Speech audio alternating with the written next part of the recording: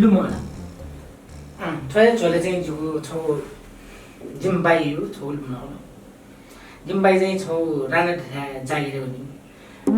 राना देशमा चाहिँ जिम्बाई चाहिँ आशा आशा रहेछ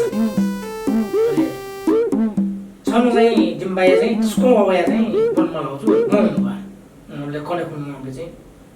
राना निनो ए आशा हिजो किन आएको तिमी हँ निन निहरूले चाहिँ जिम्बाई चाहिँ जवाब दिनु कसरी आउनु त त्यत्रो पराल ढिक्क ढिक्क आएको